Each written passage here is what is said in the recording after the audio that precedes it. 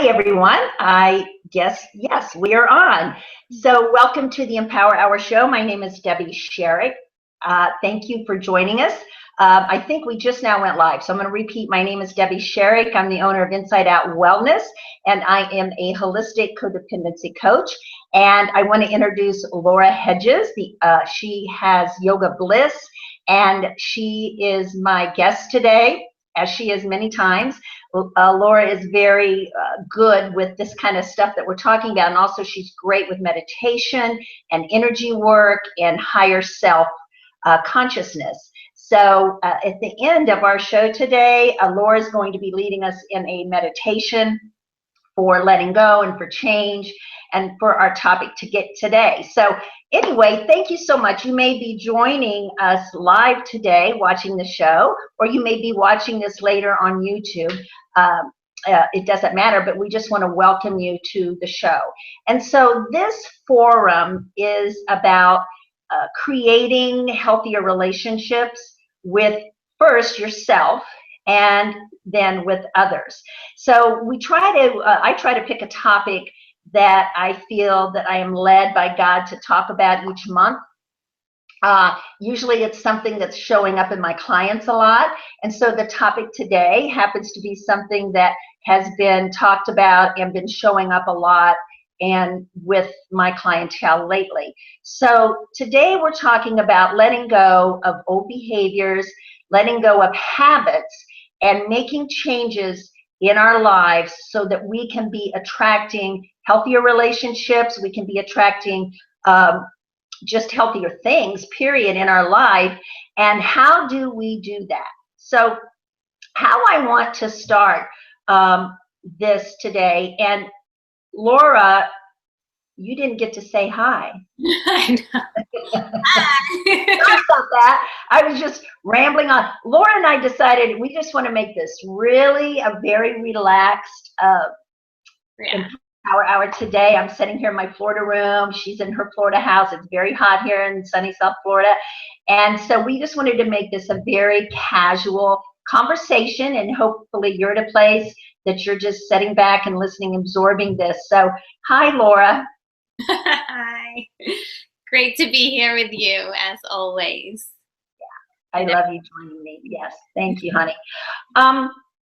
So I want to, first of all, talk about, when we're talking about changing habits and behaviors, the first thing I want to open this up with is that one of the first things that I teach and share with clients is this, is that in their recovery of becoming healthier, mind, body, and spirit, in their recovery, that they will be learning new tools and new behaviors, that doing the opposite really of what they have been doing.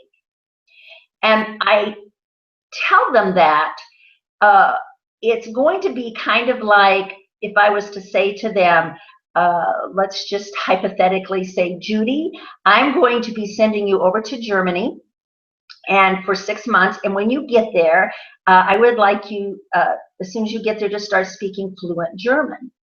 And Judy's probably going to say to me, well, Debbie, I don't know how to speak German. I have no clue how to do that. And then I will say to her, well, you know, once you're there, maybe you get a book with some ideas and some tools. You start hanging around and listening to the people and observing and practicing the language, a little bit of time. And by the end of the 6 months, you'll probably know quite a bit of German language. And I'll say it is just the same when I am teaching them about new behaviors, new ways to respond, new ways to let go of the old and bring in new choices and behaviors that they're doing, that in the beginning it's going to seem very, very unfamiliar to them. They're not going to know how to do it. It's not going to feel comfortable. And so in the beginning, it's like acting as if, like, this is the way I usually respond, but it has gotten me nowhere and it's been toxic. And so this is the way now that I'm going to start acting and the choices I'm going to start making. And it doesn't feel very familiar, but I'm going to act as if until the feeling comes.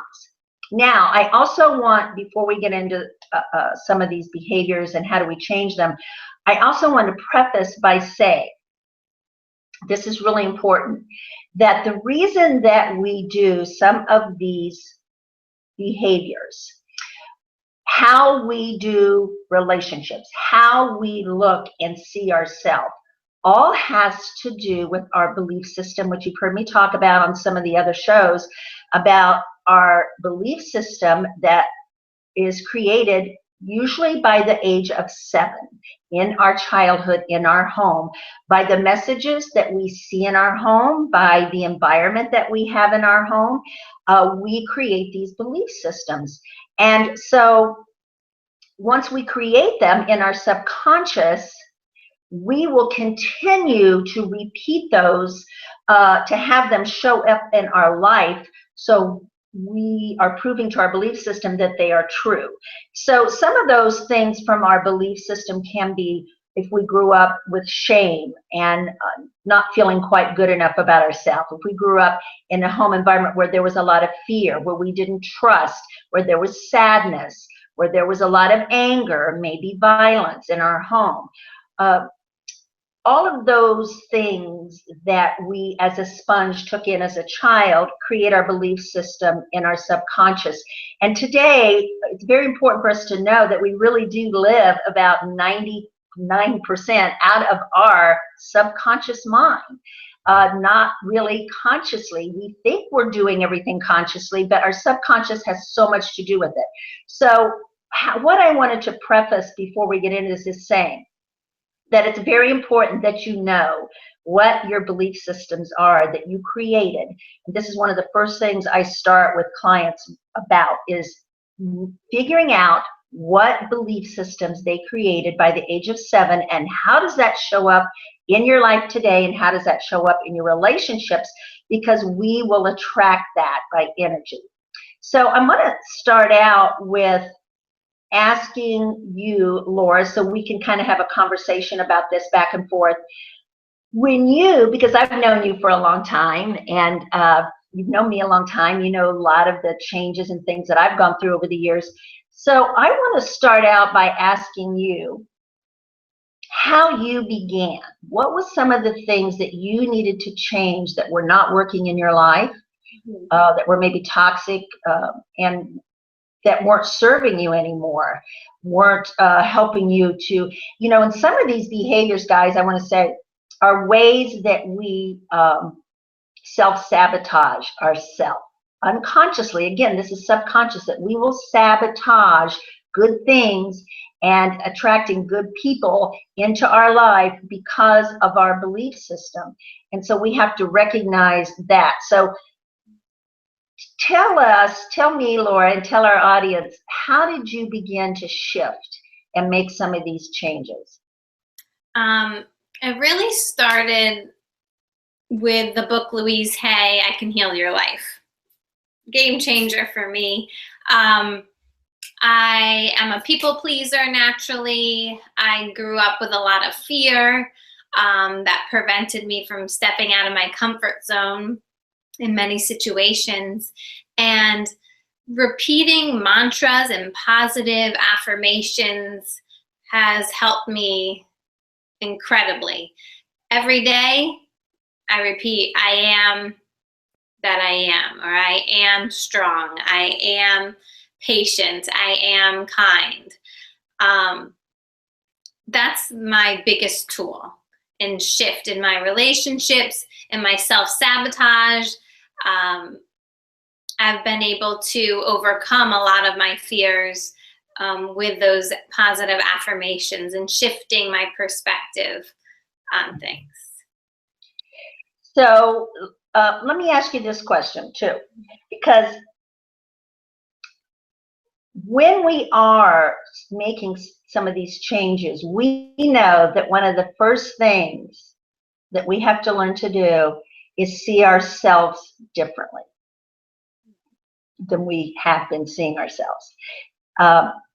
You know, it all begins with self-love. And really, you know, that is the core of codependent behavior, is a lack of self-love.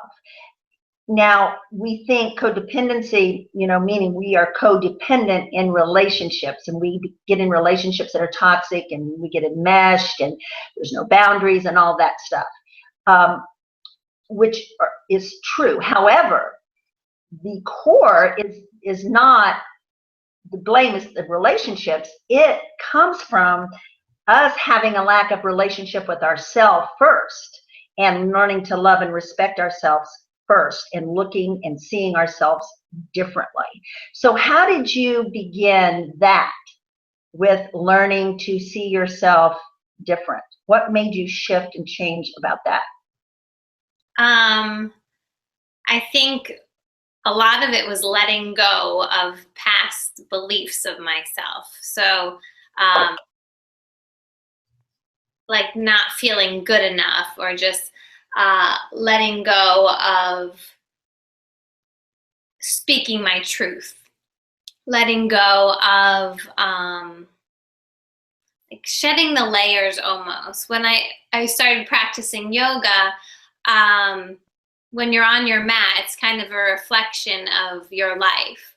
So some of the things I used to do would be overworking and just going as fast as I can, getting so many things done as I can during the day, and not leaving room for myself, and not leaving space to nourish and heal myself.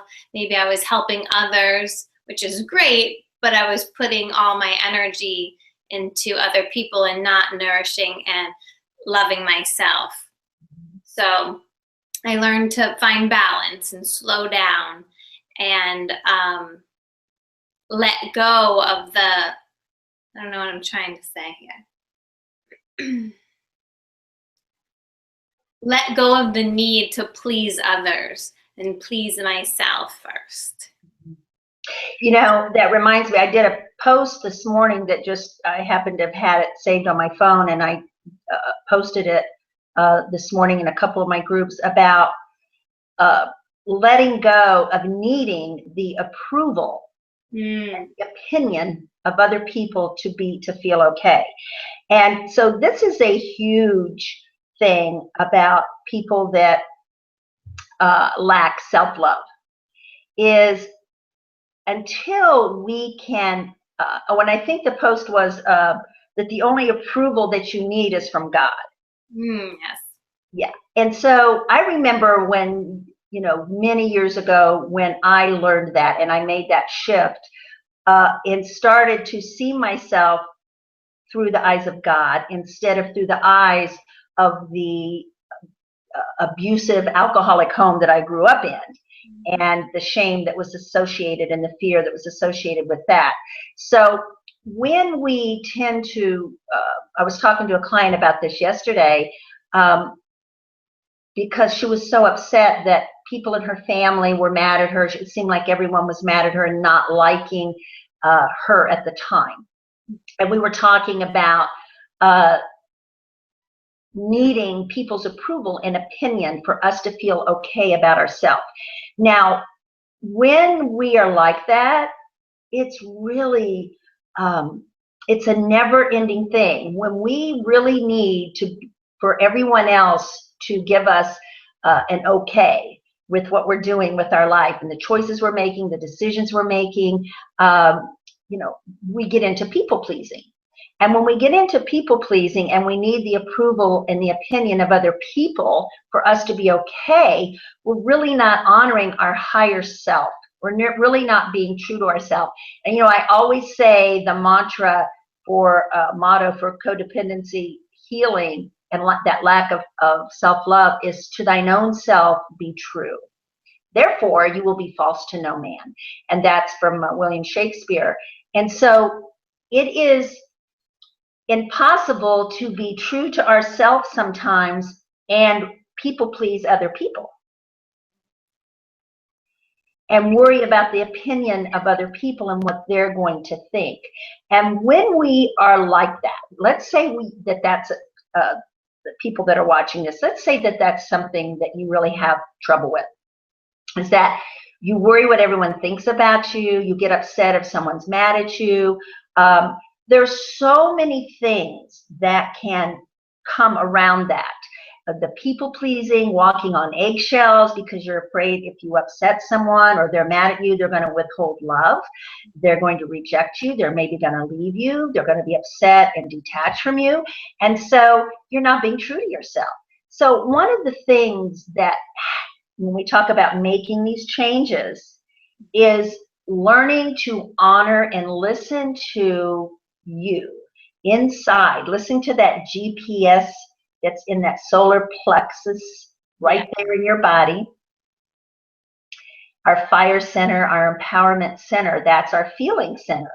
You know, when we feel fear, we feel anxiety, we feel threatened, we are disempowered. That's where we feel it right there. It's kind of a panicky feeling, but that's our feeling center. And so we need to go get out of our head and go deep inside and say, what is best for me today? One of the things that I will share with clients is to say every morning to get up and say, what do I need to do to take care of me today? And you know, this is all making these changes. It is a process, you know, to get to the place. If you've been someone who's been a people pleaser all of your life, if you've been someone who really has needed the opinion of other people to be okay, you will question yourself. You'll go to other people and ask them their opinion for you to make decisions in life to find out what's best for you. And so learning to be true to yourself, learning to say what is best for me, and I'm going to make this decision, and this is what I feel I need to do for my life right now. And if it's going to upset other people, I can't help that. I feel like this is best for me right now. The only people you really need validation from is yourself and God. If you feel that you are pleasing God in your decisions and you feel at peace about your decisions, that's really all you need to please. Now, let me ask you this, Laura, if you agree with this. When you get to that place where you don't care what other people think about what you're doing because you are being true to yourself and doing what you feel is best for your life and decisions, you're going to get some backlash from people if they're used to controlling you, or you know, there's somebody who likes to give their opinion all the time. But isn't it so freeing when you don't care what other people think and you don't need other people's approval? Yeah, I absolutely love to challenge myself with that, because like it just feels so amazing that you can just be unique, you can be free, you can be confident and courageous, and your everyday life, maybe challenge yourself to try something new, even if it feels a little awkward and uncomfortable. It's actually really fun to live your truth. It's exciting. It's an adventure rather than an ordeal. It is. And, you know, there's nothing more freeing and empowering than being authentic. You know, being really yourself. I have to say that's one of the things in my life now, and has been for several years, that I am the real deal. I am really, I don't give a rat's butt if people don't like what I'm doing, or like what, you know, the haters that are out there, and we all have those. I really don't care, because I'm at such peace in my life about what's good for me, and honoring myself, and saying no, and setting boundaries, and detaching, and all that. And you know, I spend a lot of time in the presence of God and in prayer about decisions. And so I've learned to listen to that inner spirit. I've learned to listen to my higher self and be guided by spirit and be guided by angels in what is best for me. And so I am just so authentic. I'm so authentic on social media. You know, I'm just, it's so freeing that, and I love being that. And really think about it. Don't you love people that are real and authentic? Yes. Yes, you have a better relationship with them because you can relate to them. I mean, we all have great days. We all have crappy days. And yes, it's very freeing. I actually just bought these heart chakra sunglasses that you could put on. And you just gotta either pretend you have the sunglasses on or just put yourself in a bubble and know that you're amazing and you can do amazing things by being you, being true to yourself. Yes. And those people that are judging you or coming at you will fade away naturally. And the people that are authentic and real will come your way. And I'd like to say, when we have those people in our life, and sometimes they're family members, we have to bless and release.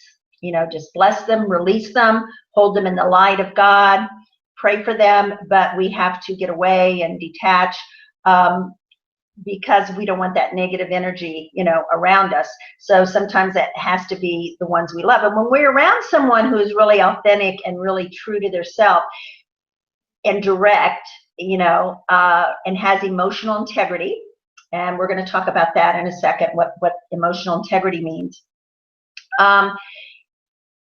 You know what to expect from them, because you don't have to guess. You don't have to wonder what they're thinking. You don't have to assume, what they're thinking or what they're about, because they're very direct and they're authentic. And so people like that are safe to be around and comfortable to be around because they're the real deal. And so one of the things that Laura, that I am passionate about and I love, and it's part of my work, part of why I do what I do, is that I love empowering, helping women to become empowered in themselves, teaching them about self-love, teaching them about that their needs are important. And everything that I'm teaching them has been experiential in my life that I've gone through. So I know what that feels like. I know what that feels like to feel not good enough, to have low self-esteem, to have shame, to be afraid, to walk on eggshells, to be in abuse, to all of those things. It's such a crappy place to be. And yet it's so awesome to come out of that into your really true self and what that feels like. So I want to share that with others. I want to help and teach that to others. And so that's one of the reasons, that we do these shows, that we have our groups, that we, do our individual work with clients, is because of that reason. Now, I want to go back to, since we brought this up, because this is something also about letting go of old ways and old behaviors and habits, and how do I do that? And I want to talk about emotional integrity. Emotional integrity is about, and actually, have you ever heard of that book, Laura, that says, what was the name of it? It's a book that says, it's something about emotional integrity over emotional integrity over intelligence. In other words, people being emotionally tact and emotionally real and being in touch with your emotions and real about them, rather than people put so much emphasis on intelligence and education and smart. Not that there's anything wrong with that, but there are people like that who do not have emotional integrity. There's a great book, I can't think of the title of it, it'll come to me later, but emotional integrity is something that when we have behaviors that are unhealthy or toxic, or we're used to being in toxic relationships, is that we don't have emotional integrity. Emotional integrity is about speaking your truth. It's about really saying how you're feeling and being honest emotionally. Now, if you grew up in a home like I did, where you didn't share your feelings, nobody, if you were upset or you were afraid or you were angry, we didn't feel safe to talk about that. We didn't feel safe to say, I'm angry. I shared before, like if I was scared or I was crying, my dad would say, what are you crying about? You're a Clark, you should be tough. We don't cry, suck it up, and that kind of thing. So my belief system in growing up was, no matter what happened or what was going on in the home, we didn't talk about those feelings. And so if you grew up in a home and an environment like that, you will grow up with a belief system about not speaking your truth about your feelings, not being able to say, you know, I'm feeling really scared about this. I'm having a lot of fear about this, or I'm feeling really angry about what's going on in our home right now or in our relationship right now, and saying it from a place of love, but really being able to speak your truth and have emotional integrity. That's a huge part of being true to yourself, is being able to speak your truth, being able to say how you feel, and being able to say also, I need this in the relationship. This is something that I need. Now, it doesn't mean the other person's going to be able to give it to you, because they might be totally unavailable, which we're going to talk about that in a minute too. But we still need to say, this is what I need in my life, in my relationship, in this dynamic here. I need this, because that's something so many of us do not do. We don't feel our needs are important. We put everybody else's needs before ours, thinking that we're being, you know, really giving and really godly by putting everybody else's needs before your own. And then after a while, you feel like you have nothing left to give, and you feel abandoned because your needs aren't being met. So speaking your truth, being able to say, speak up for yourself, that's that throat chakra energy, being able to communicate in a loving way can be very challenging for a lot of people that aren't used to doing that. So if that's something that you have a hard time doing, that's something that you really want to work on and practice doing, is sharing how you're feeling without doing it with anger, without attacking, without, you know, screaming at someone about your feelings, but just being able to have emotional integrity and love about your feelings and your needs. Now, Laura, I'm going to put you on the spot right here, because I know you, and I know that that was something that you struggled with a long time ago, about being able to speak up for yourself. Oh yeah, oh, yeah. That's my chakra. But I learned some tools. I feel like I'm echoing. To speak my truth. So I used to feel like when I got angry enough, I would speak my truth, but it wasn't in a loving, kind manner. It was out of anger. So in yoga, we learn to come back to the breath, take a full inhale, take a full exhale. Maybe do that 3 or 5 times before you react and before you respond. Mm-hmm. And then I can speak my truth from a loving place. Mm-hmm. That's one of my tools. Another tool is to sing. Like, if you're quiet most of the time, you need to let stuff out. So put on great music, sing, and once you get in that rhythm of speaking and talking and yelling or singing, then you'll get in the pattern and you'll do it more often. Yeah, and I love that. And we're talking here, you know, about how do I, you know, letting go of these behaviors and these habits, and then how do I do that? And of course, this is just a short segment of a show.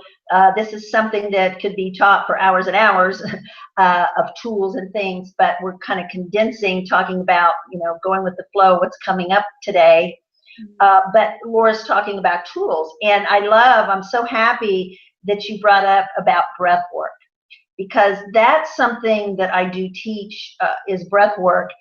When we are living under stress and when we're in a tense situation, we tend to breathe very shallow, and also when something's going on, we will react very quickly. And so stopping is a great tool. If you're someone who is a reactor, if you're someone that has a lot of trouble with anger, then stopping, I give the tool of counting to 10, taking deep breaths, walking away, counting to 10 or counting to 50 or however far you need to count, taking some very deep breaths. Breath work is so powerful. Breath work can lower our blood pressure. Breath work can calm the anxiety in our body, get oxygen to the brain. And it's just really, don't underestimate the power of taking deep breaths and breath work. And then you can come back in a more sound, higher consciousness place.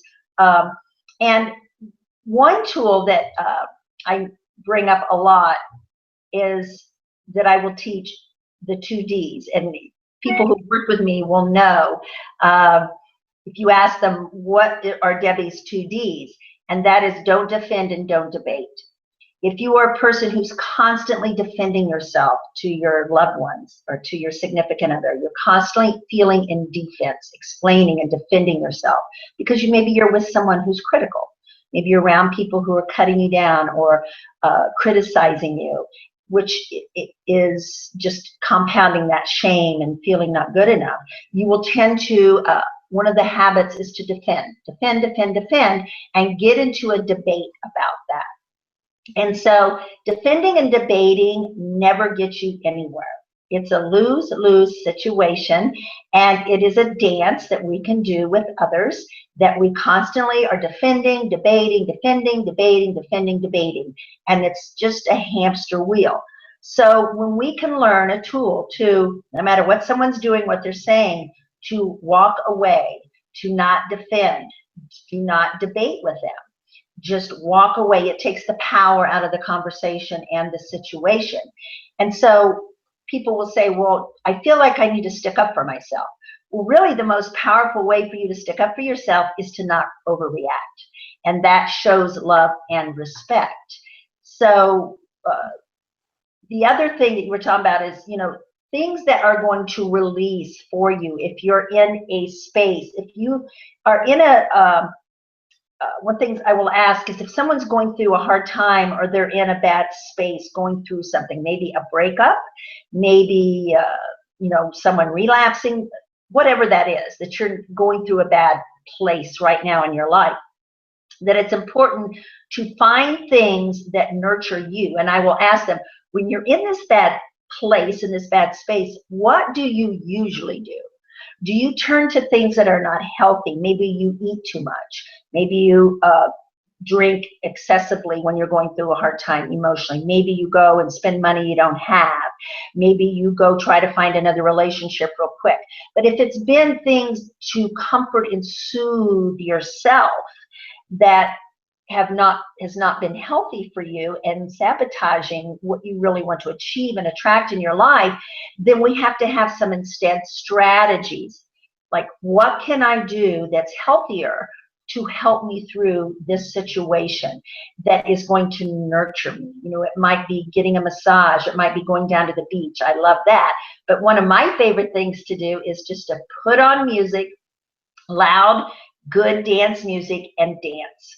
Dance till I sweat. That's a very good, Laura, you talked about singing, those things that are going to release out of your body, release things out. Sometimes, like, I'll even get in the pool and swim laps if I'm feeling tense. And so we want to try to pick healthier things, healthier strategies that are going to nurture and love you. I'm very big about, when we're making these changes, about picking something every day that's very loving and nurturing for yourself. When we treat ourselves the way we want to be treated by others, we will start attracting that. So when I'm working with single women, I teach them how to date themselves, how to treat themselves the way they would like a partner to treat them, how to honor themselves, how to cherish themselves, how to treat themselves like a queen, how to do nice, loving things, going to a beautiful, nice restaurant, maybe making a nice dinner, candlelight dinner with a glass of wine, but doing things that are very nurturing, maybe going and buy themselves a nice piece of jewelry, something that they would like their significant other or in a relationship to do for them. They need to start doing for themselves instead of looking for that other person to make them feel good. Mm-hmm. Excuse me. What I think next would be that I know something that we really wanted to talk about, and we're running a little over, but that's okay, um, is something else that I feel you and I talked about this before we got on air, Laura, about being attracted to unavailable uh, people in relationships and to toxic relationships. Have you had any experience with that? Um, you know what? Not so bad, a little bit, but I see it a lot with my friends, family. Um, and it's I find that it's a pattern from when you're little, and you get so comfortable with the drama or with the unavailable person or situation or relationship that you stay stuck. And that's very unhealthy for yourself and the other person. And it all comes back to loving yourself. And just like you said, I love that, dating yourself and do something that you love. And once you do that, you realize that that person that you're with maybe isn't the one for you. They're not giving you what you need, that self-love and that nourishing environment that can be so healing for you and the other person. Just like you said, treat yourself how you want to be treated by others. And Yes. I think We talked about our relationships, and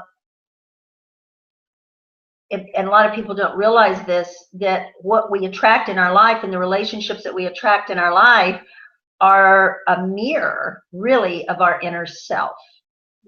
And so one of the things that is very, and I know I did this 30 years ago, is that I was always so attracted to unavailable men and toxic relationships because of how I grew up, my belief system, because that's how I grew up. That's what was mirrored to me.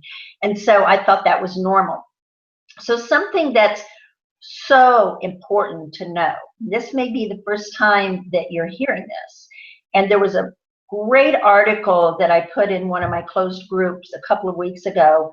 It was in Huffington Post, and it was about how being addicted to toxic relationships and how it's like a drug addiction. And it was such an amazing article because it's so true. And when we get into and when we are attracting those type of relationships because they're familiar, they're what we're used to. It's not that we like them, but subconsciously we tend to be attracted maybe to the bad guy, maybe to the unavailable woman, but that they're not available. They're not available emotionally. They're not available maybe spiritually. They're not there for you, or they're toxic. Maybe they're verbally abusive, physically abusive, narcissistic. There can be many things, but we have to realize in some cases that when you are addicted to that really sick, toxic person, it is really physiology, and this has been proven in research, psychologically and physiology, that it physically and emotionally, it is the same like being addicted to a drug, like a heroin addict, that it's such an adrenaline rush to be used to the drama, used to the crisis, used to the person not being available to us, that we're always trying to make them be available and chase after them.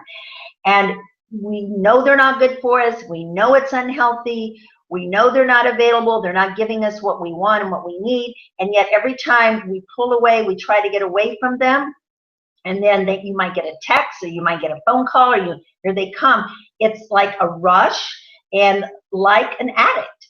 And codependency is like that. It is, you can be so addicted to another person, even though you know they're not good for you. It is like a high to continue to try to change them, to rescue them, to get them to change, continuing to try to go to that hardware store and buy milk. Is how I explain it. It's not there. You can't make someone be available to you if they don't know how and they're not willing to be. And so this can be something huge, you guys, huge, that needs to be changed. And knowing, and this is where sometimes the acting as if comes in, because it can be so alluring and so tempting to want to go back to that person who is so unavailable and not good for you. Even though you say, but I love them. Well, what is it that you love about them? What are they contributing to you that you love about them? And the other thing too is that people, you might be someone who falls in love with potential. Never fall in love, bless you, babe. Never fall in love with potential. You know, you see a lot in the person, you see potential in them, and so you can take that on as a case of enabling, rescuing, controlling, directing them to be this person that you see potential in. Because if people don't believe in themselves and they're not able to do them themselves, they're going to end up resenting you for it. You're going to end up not respecting them. So don't fall in love with potential. Yeah, red flag 101. Don't fall in love with potential. But the getting back to people that are unavailable or a toxic relationship, you know, and how do I do that? It's a lot of times has to be acting as if. Now, here's something else. You know, I might be seeing someone a client who I see their relationship is really toxic, really, really toxic. And yet it is not my place to say, you need to get out of that, or you need to, you know, and they may ask me, should I leave this, you know, because they can't make the decision. They're wanting me to tell them. Never, never, ever do I do that. Because here's what I say. Let's just work on you. Let's not focus on the relationship. Let's work on you. Let's start teaching you how to change how you see yourself, how to look at yourself, let's increase self-love, self-respect, get you to feeling more empowered. And once you're at that place, you will come from a place of empowerment to make that decision for yourself. And always that's what happens. They start realizing boundaries. They start creating boundaries. They start detaching. They start, you know, really loving and respecting themselves and realizing, gee, this doesn't feel good anymore. I don't want to be treated like this anymore. And when we realize the reason someone is not loving and respecting you is because you're not loving and respecting yourself. When you really love and respect yourself, really have that confidence, knowing who you are in God, seeing yourself through the eyes of God, and having that healthy, strong self-love and confidence, you will attract someone who will mirror that back to you. Yeah. Does that make sense? Oh yeah, absolutely. Absolutely. You got to fill your cup before you can fill anybody else's. And if you're like struggling in some way, you have to remember you need to be whole and complete with yourself, with your self-love. Feel good on your own. Maybe make time to make space for yourself or step away from the relationship and then see how you feel when you're with them, see how they treat you. And if they're not treating you the way you treat yourself, then time to move on, change the habits, and find someone that really loves and adores you. Yeah, and you know, everybody gets, I always say this, that gets off the elevator at a different floor. You know, when you're ready, you're ready. When you know, you know. When you're done, you're done. If you're not honoring yourself and you're not feeling that good feeling in the, you know, constantly, that it's consistent, that there's consistent disrespect, that this doesn't have to be a husband or a boyfriend or significant. This can be your children, this can be friends, this can be your colleagues at work that are disrespecting and maybe shaming and criticizing. And here, this is a good time to go into this behavior now that we want to change. That if we are in relationships like that, or that is happening in our life, one of the things that is common to do is to go into victim mode and blame them for how they're treating you. And so one of the things that we learn in recovery that's always very eye-opening to people is that we teach people how to treat us by what we allow, that we are not victims of people out there treating us a certain way. We have allowed that. We have taught them it's okay. Again, it comes from our energy of our low self-worth and low self-esteem that this happens. And if we're in a situation like work or something where we can't get away from it, there are ways to detach from that behavior, detaching emotionally. There are ways to have boundaries and setting boundaries. Those are some of that. Well, how do we do this? What's a healthy tool? Well, how do I do this? Is that we learn to set appropriate boundaries in relationships when it comes to people not treating us just respectfully and treating us in a way that we know that we deserve. Is that we need to sometimes say no, no more. We need to set healthy boundaries. Sometimes we need to detach from that person because that action speaks so much louder than us attacking them and blaming them. We have to take responsibility. That's one of the hardest things. I remember one of the hardest things to do is when you're in a very toxic relationship that's unhealthy and your needs are not being met, for you to take the responsibility of your part in the relationship and how you're choosing to stay in it, how you're choosing to allow the behavior, how you haven't set boundaries, how you haven't detached, how you haven't taken care of yourself in the relationship. And yet at times, you know, I didn't know how to do that. I didn't know anything about setting a boundary. There were no boundaries in my home. I didn't know how to say no. I thought that this was my lot in life. So I was in blame and major victim. You know, I felt trapped.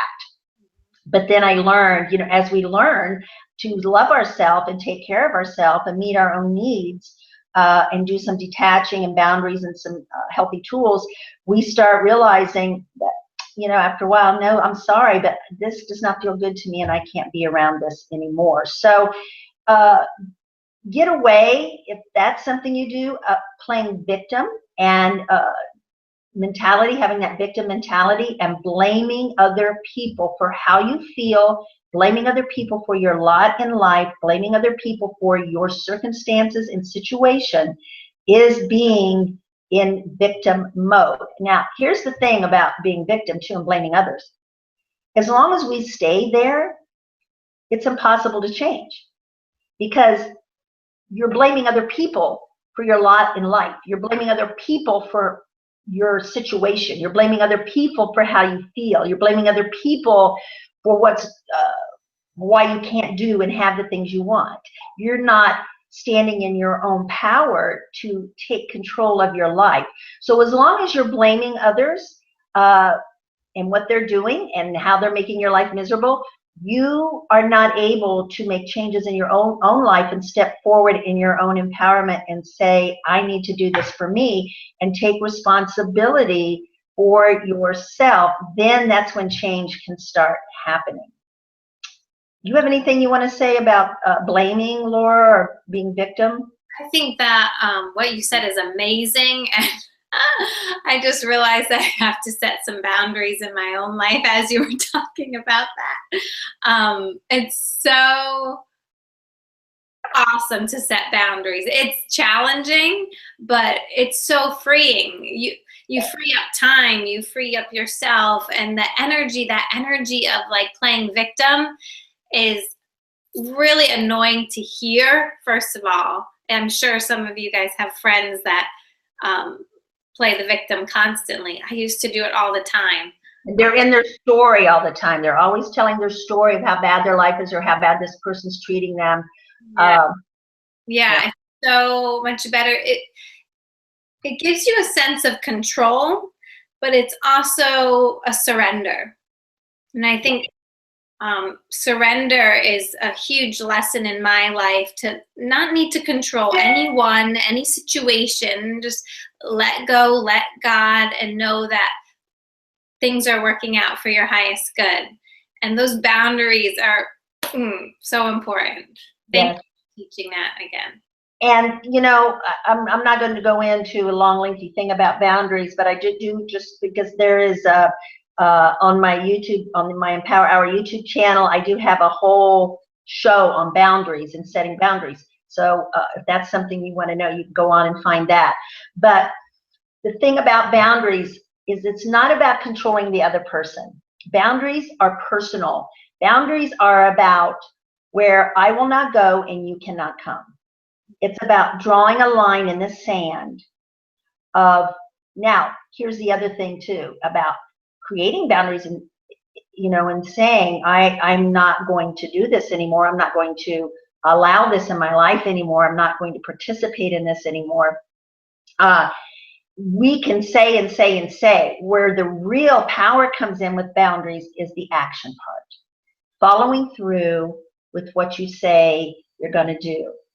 And that's where it's really has an impact on the other person, is when you follow through. And yeah, they can be tough if you're not used to doing it. And if you're trying to take care of somebody else's feelings, you're worried they're going to be mad at you, or you're have trouble with people pleasing and all of that, it's harder to set boundaries. But you know what? We all have to take those little baby steps. And sometimes I hear clients say, when we're talking about changing these behaviors, and I want to say this now to encourage you and to support you, is that when you are starting to make these changes that can be so hard, detaching from someone who's not good for you, setting boundaries, not blaming anymore, you know, choosing not to be in these toxic, unhealthy relationships, whatever it is that you're wanting to change, you know, sometimes it feels like you'll take 10 steps forward and 5 back. You'll fall back into that old behavior. And then then you'll take 5 steps more, and then you'll take 5 steps back. That's okay. That's the normal process of making these healthy changes, moving from unhealthy behaviors to healthier behaviors. That's okay. That's what we do. We kind of do this, we kind of come back, because we're learning.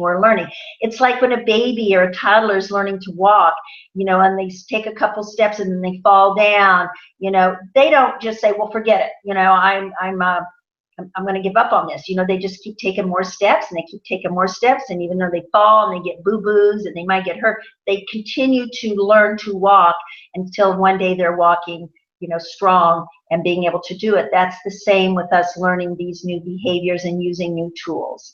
Is, you know, don't worry that you're wanting to go back to the old behaviors, that you're wanting to try to control.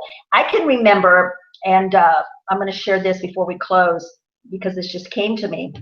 One thing that is very common in codependent behavior, when we're not feeling safe and we're not feeling secure in our relationships, is that we want to direct and control and enable the other person and police them. And so, you know, I can remember, now we're talking 30 years ago, when there wasn't texting, there wasn't Facebook then, there wasn't the social media. But my ex-husband had, do you remember the beep? I don't know if you remember beepers, Laura. Yeah, I remember. Remember beepers? Okay, that, you know, people would have beepers with their name numbers in them.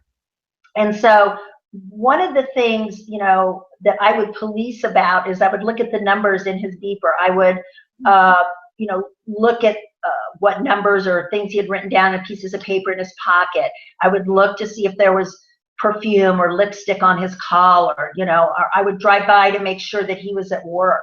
And those are all, I call them codependent crazies. You know, you're trying to control and police the other person and play a detective and trying to find out what they're doing, and it drives you crazy. And it's such toxic behavior. And I can remember at that time when I started getting into my counseling and therapy, that one of the things she said to me was, she said, Debbie, okay, no more looking at the beeper, no more going through the pockets, no more going through his car looking for drugs or looking for signs of female. No more doing that. No more driving by where he works. No more looking at his shirts. You're not going to do that anymore, because you're going to be focusing on you. And that's part of the code of behavior, is you're wanting to direct, you're wanting to control, you're wanting to know, because you're wanting to feel safe. But you know what? It just made me feel crazy doing it.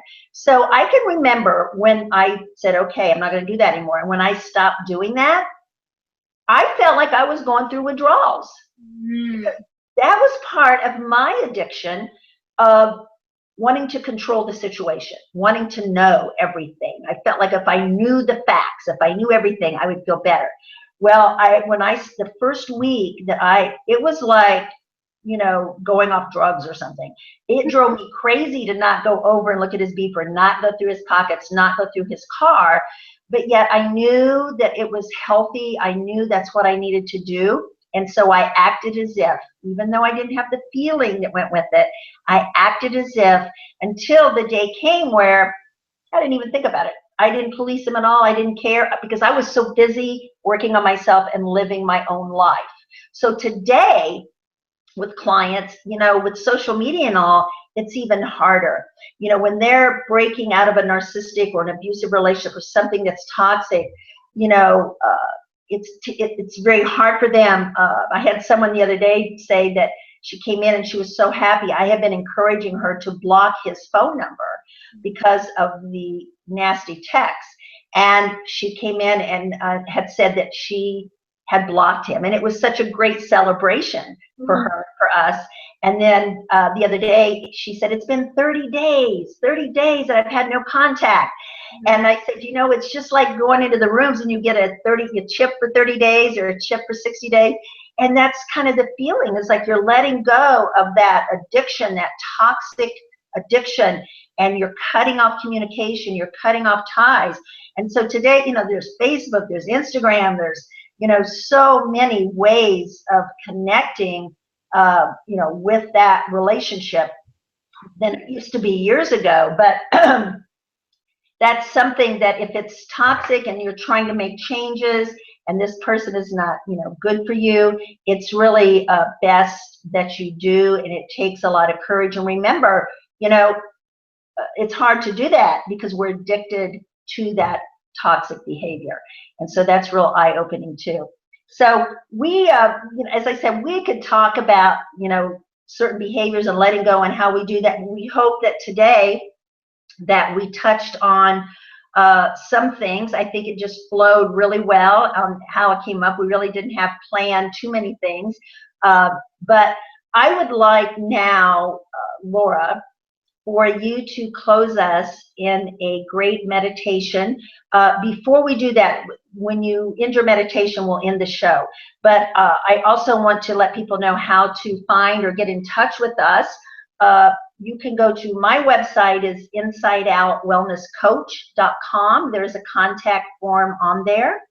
You can also find me on all over social media, Debbie Sherrick, and I do have some closed groups. I do coach CODA clients all over globally, all over the world with the program that I use where we're face-to-face, locally and globally. And so, Laura, why don't you share, honey, how get in touch with you? My website is yogabliss.info, and I'm on Facebook and Instagram. The name is Laura Bliss Finder. BLISSFINDER. And then I'm teaching a beach yoga class tonight if you're local in Fort Lauderdale at 6. And my schedule is on social media as well. Awesome. Yes. Okay, so let's go ahead and close. If you would please lead us in a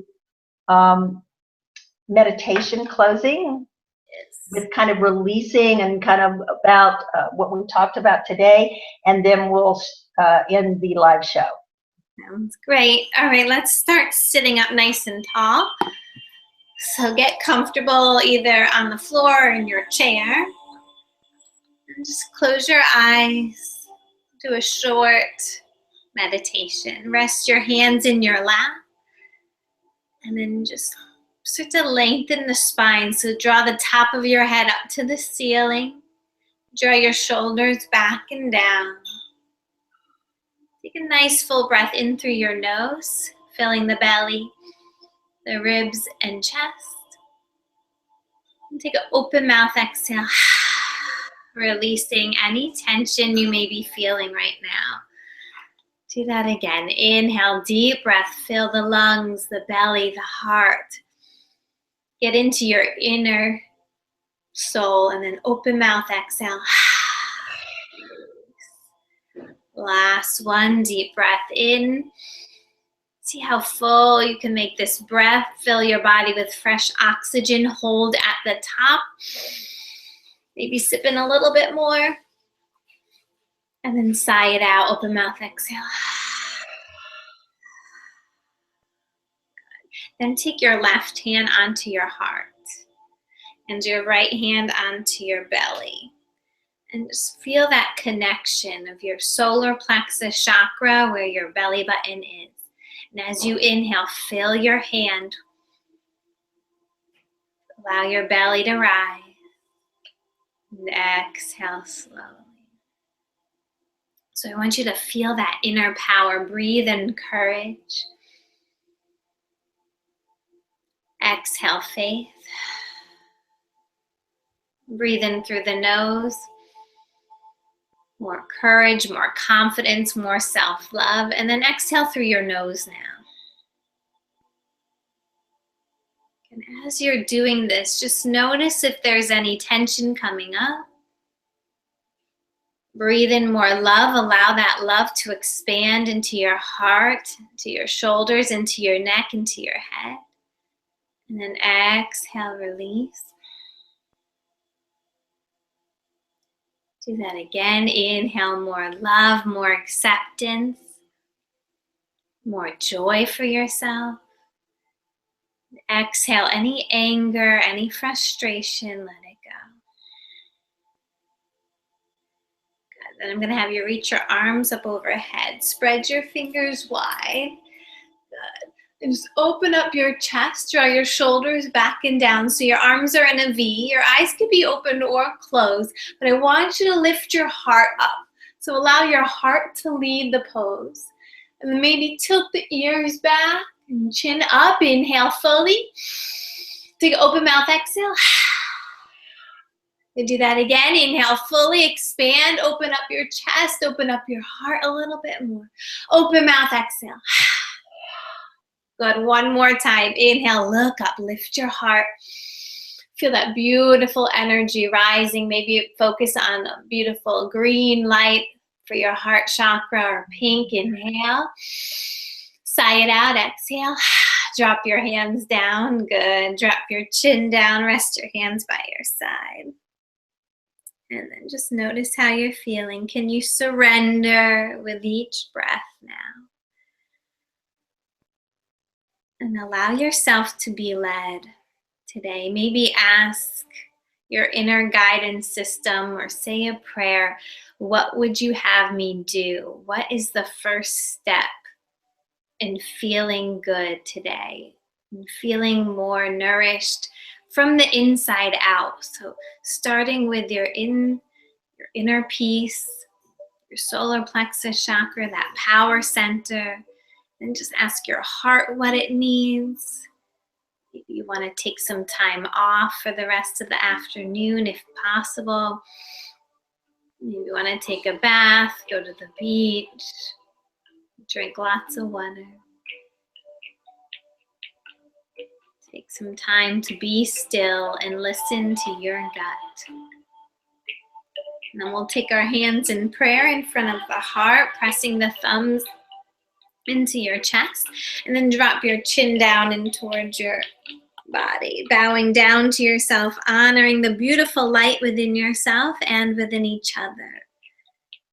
I hope you have an amazing day today, filled with love, with joy and peace. May you be happy. May you be healthy. May you live with ease.